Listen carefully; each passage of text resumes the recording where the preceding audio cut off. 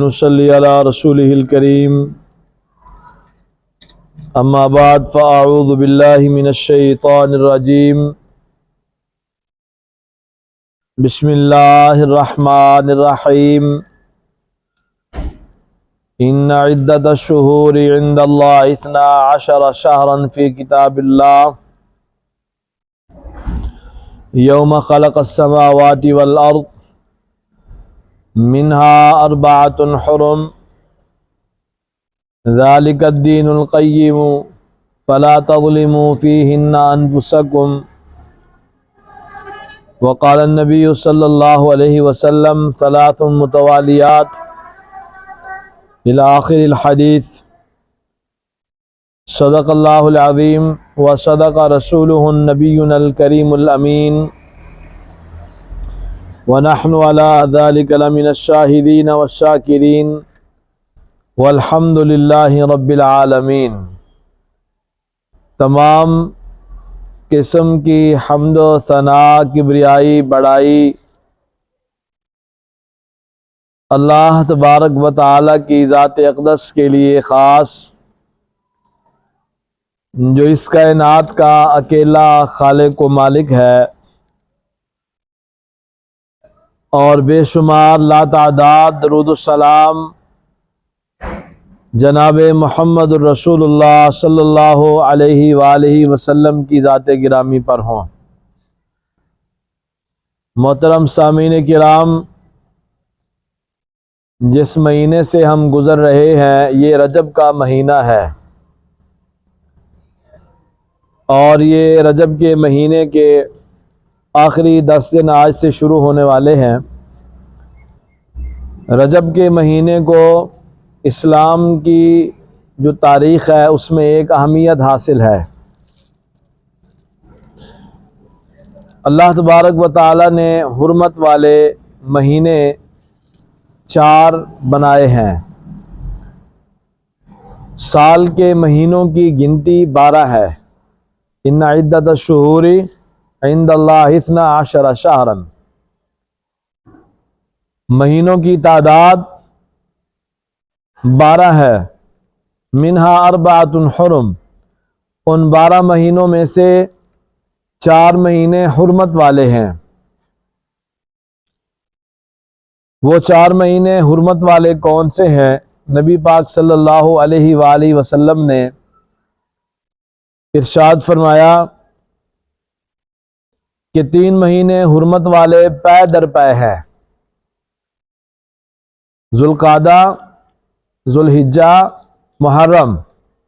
یہ 3 مہینے حرمت والے پے در پے اکٹھے آتے ہیں، اور ایک مہینہ جمادی الثانی اور رجب کے درمیان، شعبان کے درمیان، یعنی رجب، چوتھا مہینہ یہ ہے، یہ حرمت والا مہینہ ہے۔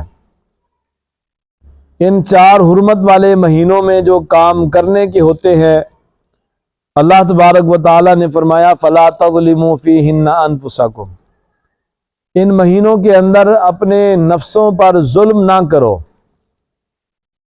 رجب کے مہینے میں، ذوالقعدہ، ذوالحجہ، محرم کے مہینے میں اپنے نفسوں پر ظلم نہ کرو۔ مفسرین کرام نے، علماء کے مختلف جو اقوال ہیں اور ان کا جو رزلٹ ہے، خلاصہ ہے، وہ یہ ہے فَلَا تَظْلِمُوا فِيهِنَّ أَنفُسَكُمْ سے مراد گناہوں کا ارتکاب کر کے اپنے نفسوں پر ظلم نہ کرو، اللہ اور اس کے رسول کی اطاعت نہ کر کے اپنے نفسوں پر ظلم نہ کرو۔ مطلب یہ ہے کہ خصوصی طور پر پورا سال گناہوں سے اپنے آپ کو بچانا ہے، لیکن خصوصی طور پر ان 4 مہینوں میں گناہوں سے اپنے آپ کو بچائیں اور اطاعت کی طرف لگ جائیں۔ ان کے جو ثواب ہیں وہ کافی زیادہ ہیں، اس کی مقدار بہت زیادہ ہے۔ ذالک الدین القیم، یہ پختہ دین ہے۔ 4 حرمت والے مہینوں کی قدر کرنی ہے۔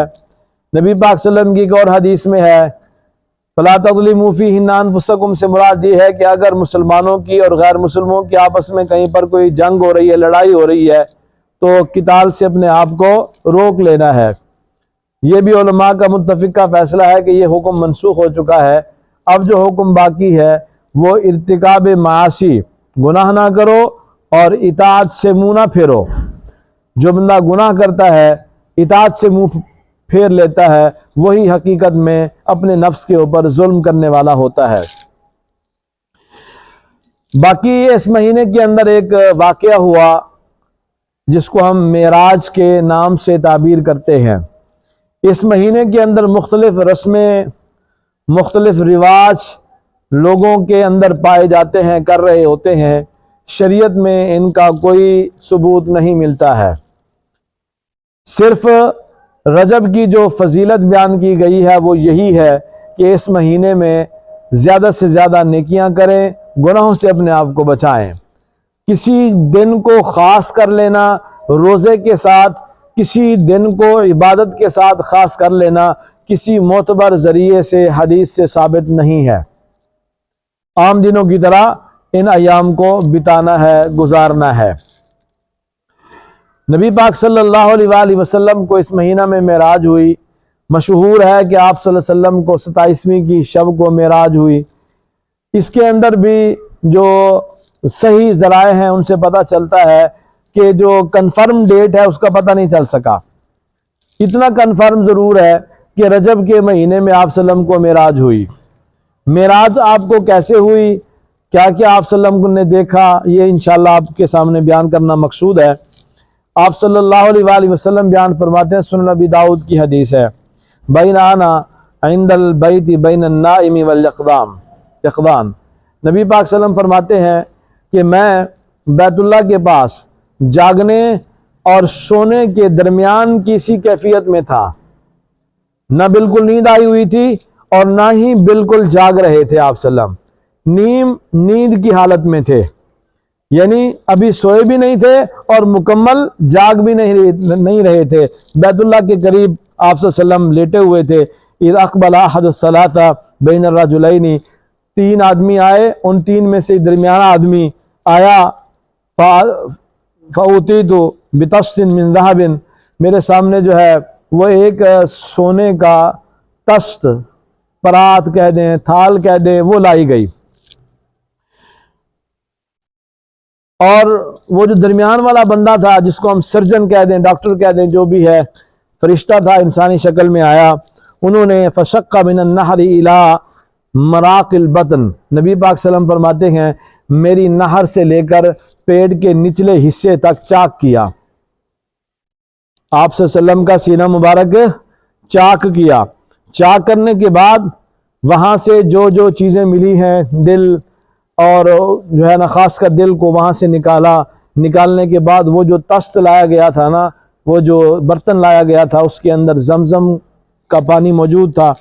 اس زمزم کے پانی سے میرے دل کو دھویا گیا۔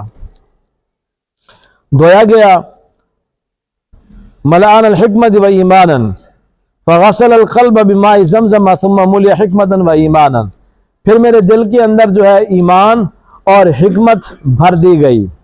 اس کے بعد پھر دل کو اسی جگہ پر فٹ کیا گیا جہاں سے نکالا تھا، پھر جو ہے نا اس کی سلائی ہوئی، اور آپ صلی اللہ علیہ وسلم کے وہ جو سلائی کے آثار تھے وہ بعد میں بھی نظر آ رہے تھے۔ اسی وقت آپ صلی اللہ علیہ وسلم ٹھیک بھی ہو گئے۔ اسی دوران ثم اتیت بدابہ، میرے پاس ایک جو ہے وہ جانور لایا گیا، دون البغل والحمار، جو خچر اور گدھے کے درمیان تھا، جسے ہم براق سے تعبیر کرتے ہیں۔ براق برق سے ہے، برق کہتے ہیں بجلی کو۔ اتنا تیز دوڑنے والا وہ جانور تھا کہ پلک جھپکتے ہی جہاں انسان کی نگاہ جاتی ہے اس کا ایک قدم وہاں پر جاتا تھا۔ آپ صلی اللہ علیہ وسلم کے سامنے وہ جانور لایا گیا اور آپ کو اس کے اوپر بٹھا دیا گیا اور سفر جاری و ساری رہا۔ آپ صلی اللہ علیہ وسلم دیکھتے ہی دیکھتے بیت المقدس میں پہنچ گئے۔ وہاں پر آپ صلی اللہ علیہ وسلم نے دیکھا کہ نماز کا وقت ہو رہا ہے اور انبیاء علیہ السلام کی جو جماعت ہے، جو انبیاء علیہ السلام ہے، وہ انتظار میں ہیں کہ کون امامت کروائے۔ آپ صلی اللہ علیہ وسلم مصلی پر چڑھے اور آپ نے امامت کروائی۔ پھر آپ صلی اللہ علیہ وسلم کو جو ہے نا سفر کی طرف لے جایا گیا۔ پہلے آسمان کی طرف جب آپ صلی اللہ علیہ وسلم پہنچے، ثم انطلقت مع جبرائیل فاتینا السماء الدنیا، یہ جو ہمیں آسمان نظر آتا ہے، آپ صلی اللہ علیہ وسلم فرماتے ہیں کہ ہم اس آسمان دنیا کے قریب پہنچے۔ وہاں سے آواز آئی. اس کے بھی دروازے ہیں آسمانوں کی، حدیث میں آتا ہے آسمان کے بھی دروازے ہیں، وہاں اوپر مخلوق ہے، نورانی مخلوق ہے، اس کے علاوہ کیا ہے اللہ تبارک و تعالیٰ بہتر جانتے ہیں. فقیلا، دروازہ جو ہے نا کھٹکھٹایا گیا آسمان کا، پوچھا گیا من ہذا، کون آیا ہے؟ جبریل امین نے جواب دیا کہ جبریل آئے ہیں، میں آیا ہوں. پھر پوچھا گیا من معک، آپ کے ساتھ کون ہے؟ تو جبریل امین نے بتایا کہ محمد صلی اللہ علیہ وآلہ وسلم میرے ساتھ موجود ہیں. پھر یہ بات بھی کی گئی وقد ارسل الیہ، ہاں یہ شخصیت ایسی عظیم ہستی ہے جن کو نبی بنایا گیا ہے اور ان کی طرف اللہ کی کتاب قرآن مجید اتاری گئی ہے. مرحبا بہ، خوش آمدید کہا. اوپر کی جو مخلوق ہے آسمان کے اوپر، نبی پاک صلی اللہ علیہ وسلم کو خوش آمدید کہا. نعم المجیء، تعریفی کلمات، اچھی اچھی باتیں انہوں نے کی. تو وہاں پر جب یہ آسمان کے دروازے کھلے، ہمیں آسمان کے اوپر آپ صلی اللہ علیہ وسلم فرماتے ہیں چڑھایا گیا. وہاں پر حضرت آدم علیہ السلام سے ملاقات ہوئی. حضرت آدم علیہ السلام بیت المقدس میں آپ صلی اللہ علیہ وسلم کے پیچھے نماز بھی پڑھی ہے، پلک جھپکتے وہاں پر بھی معلوم. یہ ایک برزخی معاملات ہے، برزخی معاملات ہیں. ان کے اوپر جو عقیدے کی بنیاد رکھنا برزخی معاملات کے اوپر، اور یہ جو خرق عادت معاملات ہوتے ہیں نا ان کے اوپر عقیدے کی بنیاد نہیں ہوتی. بہرحال وہاں پر حضرت آدم علیہ السلام سے ملاقات ہوئی تو حضرت آدم علیہ السلام نے فرمایا مرحبا بکا، اے نبی پاک صلی اللہ علیہ وسلم، اے میرے بیٹے، اے نبی، آپ کا آنا مبارک ہو. مرحبا کہا، خوش آمدید کہا. پھر نبی پاک صلی اللہ علیہ وسلم فرماتے ہیں ہم دوسرے آسمان کے اوپر پہنچے، وہاں پر حضرت یحییٰ علیہ السلام سے ملاقات ہوئی. وہی کیفیت جو پہلے آسمان کی طرف دروازہ کھٹکھٹایا، وہاں سے آوازیں وغیرہ. اس کو مختصر کرتے ہوئے آگے جا رہے ہیں. دوسرے آسمان کے اوپر حضرت یحییٰ علیہ السلام سے ملاقات ہوئی، انہوں نے بھی وہی بات کی، خوش آمدید کہی. پھر وہاں سے آگے سفر جاری و ساری. تیسرے آسمان پر حضرت یوسف علیہ السلام سے ملاقات ہوئی. چوتھے آسمان پر حضرت ادریس علیہ السلام سے ملاقات ہوئی. اور پانچویں آسمان کے اوپر حضرت ہارون علیہ السلام سے، اور چھٹے آسمان کے اوپر حضرت موسیٰ علیہ السلام سے ملاقات ہوئی. جب ساتویں آسمان کی طرف پہنچے تو وہاں پر حضرت ابراہیم علیہ السلام، سب سے اوپر والے آسمان پر حضرت ابراہیم علیہ السلام سے ملاقات ہوئی. یہ اللہ تبارک و تعالیٰ کی حکمتیں ہیں کہ اللہ تبارک و تعالیٰ نے مختلف آسمانوں کے اوپر مختلف انبیاء علیہ السلام سے آپ صلی اللہ علیہ وسلم کی ملاقات کروائی ہے. یہ حضرت ابراہیم علیہ السلام ایسے جلیل القدر نبی ہیں، پیغمبر ہیں، جنہوں نے دعا کی تھی. اللہ تبارک و تعالیٰ نے انہیں آزمایا تھا. آگ کے جو ہے نا چیخے کے اندر ان کو ڈالا گیا، اپنے ہاتھوں سے بیٹے کی قربانی دینے کے لیے تیار، اپنے گھر بار کو چھوڑا، مختلف جو ہے نا انہوں نے قربانیاں دیں. تو اللہ تبارک و تعالیٰ نے ان کی دعا قبول فرمائی کہ ابراہیم علیہ السلام کے بعد قیامت تک جتنے بھی انبیاء آئیں گے وہ سارے حضرت ابراہیم علیہ السلام کی نسل سے ہوں گے. حضرت ابراہیم علیہ السلام سے بھی گفتگو ہوئی. پھر وہاں سے آگے آپ صلی اللہ علیہ وسلم کو بیت المعمور کی طرف لے جایا گیا. معراج والی شب بیت المعمور پر آپ صلی اللہ علیہ وسلم نے دیکھا، وہ ایک ایسی جگہ ہے، بیت کہتے ہیں گھر کو، عربی میں گھر کو. بیت المعمور ایک جگہ ہے، وہاں پر آپ صلی اللہ علیہ وسلم نے دیکھا، وہاں پر روزانہ کی بنیاد پر 70,000 فرشتے عبادت کرنے کے لیے وہاں پر آتے ہیں. جب وہ عبادت کر کے فارغ ہو جاتے ہیں، جب وہ وہاں سے چلے جاتے ہیں، قیامت تک کے لیے دوبارہ ان کو وہاں آنے کا موقع نہیں ملتا. پھر ان کے بعد اور 70,000، ان کے بعد پھر پتہ نہیں کتنی اللہ تبارک و تعالیٰ کی یہ نورانی مخلوق اللہ تبارک و تعالیٰ نے بنا رکھی ہے. بہرحال بیت المعمور سے آپ صلی اللہ علیہ وسلم نے یہ دیدار کیا، زیارتیں کی. پھر آپ صلی اللہ علیہ وسلم کو سدرۃ المنتہا کی طرف لے جایا گیا. سدرہ کہتے ہیں عربی کے اندر بیری کو، بیر کو کہتے ہیں. سدرۃ المنتہا کی طرف آپ صلی اللہ علیہ وسلم کو لے جایا گیا. آپ صلی اللہ علیہ وسلم فرماتے ہیں کہ میں نے اس کے بیر دیکھے. اس بیر، ہجر نامی ایک جگہ ہے عرب میں، ہجر نامی جگہ کے مخصوص مٹکے تھے، مٹکے بڑے بڑے. آپ صلی اللہ علیہ وسلم فرماتے ہیں کہ سدرۃ المنتہا کے جو بیر تھے نا وہ اتنے مٹکوں کے برابر بیر تھے، بڑے بڑے. اور اس بیری کے جو پتے تھے نا، آپ صلی اللہ علیہ وسلم فرماتے ہیں آذان الفیل، یوں محسوس ہو رہا تھا جس طرح کے ہاتھیوں کے کان ہوتے ہیں نا بڑے بڑے، اتنے بڑے بڑے ان کے پتے تھے اس سدرۃ المنتہا بیری کے.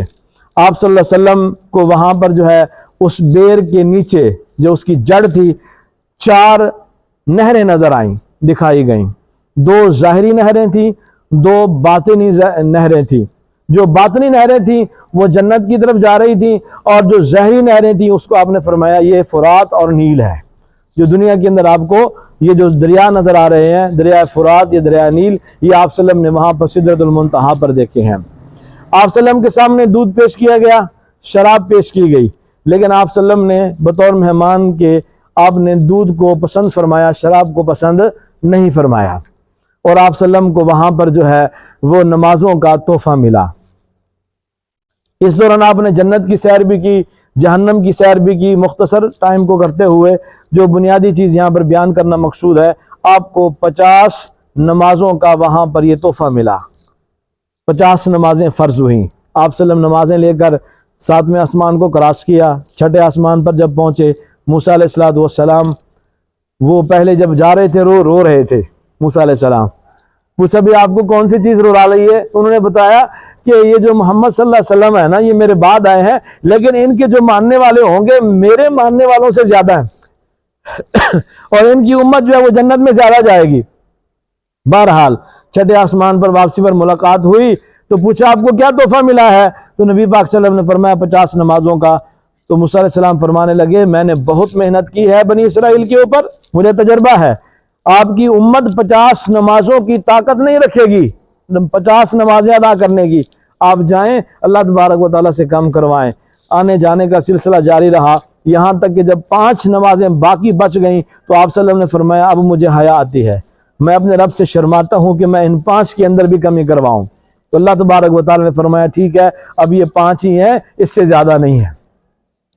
لیکن جو بندہ 5 نمازیں ادا کرے گا، اس کو 50 نمازیں جو حقیقت میں فرض ہوئی تھی ان کا ثواب ملے گا. قرآن میں ہے نا، من جاء بالحسنۃ فلہ عشر امثالھا. جب آپ ایک نماز ادا کرتے ہیں 10 نیکیاں، 10 نمازیں آپ کے کھاتے میں لکھ دی جاتی ہیں. تو 5 نمازیں 50 کے برابر ان کا ثواب ملتا ہے انسان کو. اگر حدیث شریف کی طرف لے جایا جائے تو ایک نماز جماعت کے ساتھ ادا کرنے سے انسان کو 37 نمازوں کا ثواب ملتا ہے. وہ کیسے؟ ایک نماز 10 کے برابر اگر وہی جماعت سے پڑھی جائے تو آپ صلی اللہ علیہ وسلم نے فرمایا ایک حدیث میں 25 اور ایک حدیث میں 27 نمازوں کا ثواب اس کے کھاتے میں لکھ دیا جاتا ہے. یعنی 35 یا 37 نمازیں انسان نے ادا کی ہوں اگر بندہ جماعت کے ساتھ نماز ادا کر لے. سبحان اللہ. اگر یہی نماز حرم مکی میں ادا کی جائے 1,00,000 نمازوں کا ثواب ملتا ہے. اگر یہی نماز حرم مدنی میں، مدینہ میں مسجد نبوی میں ادا کی جائے 1000 نمازوں کا ثواب ملتا ہے. اگر یہی نماز 2 رکعت مسجد قباء میں ادا کی جائے عمرے کا ثواب ملتا ہے. اللہ اکبر. بہرحال نبی پاک صلی اللہ علیہ وسلم کو جو گفٹ ملا ہے معراج والی رات وہ نمازوں کا تھا. آپ صلی اللہ علیہ وسلم جب دنیا سے رخصت ہو رہے تھے نا، آخری لمحات میں بھی آپ صلی اللہ علیہ وسلم نے نماز پر زور دیا ہے. نماز کا خیال رکھنا. نماز نماز نماز نماز دین ہے، مومن کی پہچان ہے. مسلمان کی ظاہر ہوتی ہے جب وہ نماز پڑھتا ہے، وگرنہ کسی کو کیا پتا یہ مسلمان ہے یا ہندو ہے، کافر ہے، بدھ مت ہے، کیا ہے، کسی کے چہرے کے اوپر نہیں لکھا ہوتا ہے. صرف نماز سے انسان کی یہ پہچان ہوتی ہے، ہاتھ جوڑ کر رب کے سامنے مجرم کی حیثیت میں جو ٹھہرا ہوا ہے یہ مسلم ہے. اللہ تعالی ہمیں اپنی نمازوں کی قدر کرنے کی اور ان کو وقت پر ادا کرنے کی توفیق نصیب فرمائے.